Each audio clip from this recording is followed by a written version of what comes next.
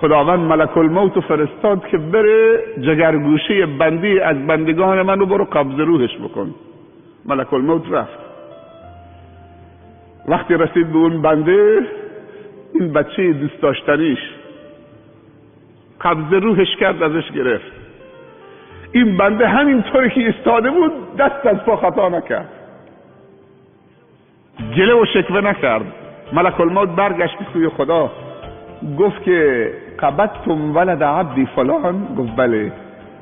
تو خودت منو فرستادی یا رب، چطوری از من سوال میکنی؟ نه. گفت من میخوام از تو بشنوم، رفتی فرزند فلان بندی منو ازش گرفتید که براش خیلی عزیز بود؟ گفت بله یا رب، خودت منو فرستادی. گفت قبضتم ثمرة فؤاده، میوه دلشو گرفتی ازش، جگرگوشه‌شو ازش گرفتی؟ گفت یا رب خودت منو فرستادی. بله گرفتم ازش. گفت فماذا قال عبدی؟ عبد من چه گفت؟ عکس العملش چه بود؟ ملک الموت میگه که عبد تو این گفت، دیگه چیز دیگه اضافه نکرد. گفت چی گفت؟ گفت حمدک و استرجع. دو تا جمله گفت. حمدک، گفت الحمدلله یا رب، راضی به رضای تو یا رب، شکر تو یا رب. گفت دیگه چی گفت؟ گفت انا لله و انا الیه راجعون و استرجع. انا لله و انا الیه راجعون. گفت حرفی اضافه نکرد. گفت نه، فقط همین دو تا جمله، حمدک و استرجع. گفت باشه. در قلب بهشت خانه‌ای برای این بنده حامد و شاکر من درست کنید، رو سردر و تابلوش بنویسی هذا بیت الحمد،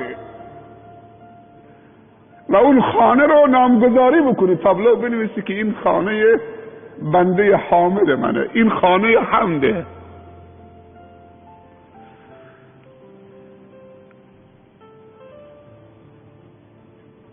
انسان دو تا بال داره، اگه یکی شکسته شد،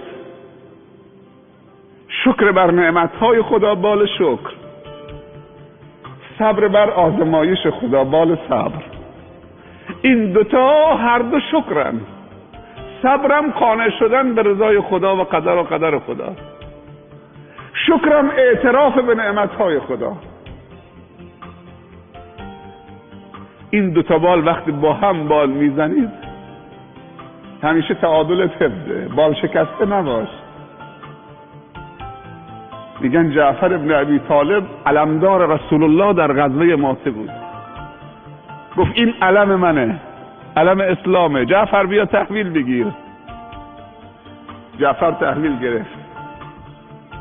گفت این علم به زمین نیفته که لشکر شکست میخوره، اگر پرچم افتاد مجاهدین نگاهشون به پرچم و علم داره. گفت باشه یا رسول الله. زدن بازوی جعفر رو قطع کردن، علم افتاد. جعفر یک نگاه به دست قطع شده ای که روی زمین افتاده بود و یک نگاه به دستش کرد و یک نگاه به علم رسول الله صلی الله علیه و سلم که رو زمین افتاده. گفت جعفر یک دست داشته باشه علم رسول الله رو زمین افتاده باشه. دست قطع شدهش رها کرد، علم رو گرفت بلند کرد. زدن بازوشو قطع کردن. گفت جعفر هنوز نفس بکشه، علم رسول الله رو زمین افتاده باشه. با سینه‌اش گرفت، نیزه زدن، شهیدش کردن. وقتی خبر به مدینه رسید، چون جعفر ابوالمساکین بود، بچه های فقیر و یتیم رو کوله میکرد، آب بینیشون سرازیر میشد رو لباسش. کل فقرا و مساکین اهل مدینه و اطراف مدینه همه داغدار شدن و عزادار شدن، احساس کردن که پدرشون از دست دادن. معروف بود به ابوالمساکین. بعد پیامبر صلی الله علیه و سلم جبرئیل بهش خبر داد که جعفر دو تا دستشو برای خدا داد، بنده شکرگزاری بود و خدا الان اون دو تا دستش که قطع شده تبدیل کرده به دو بال فرشتگی، در آسمان با جبرئیل داره پرواز میکنه. شکر و ذکر و صبر عجایب درست میکنه. تمرین شکر بکنیم.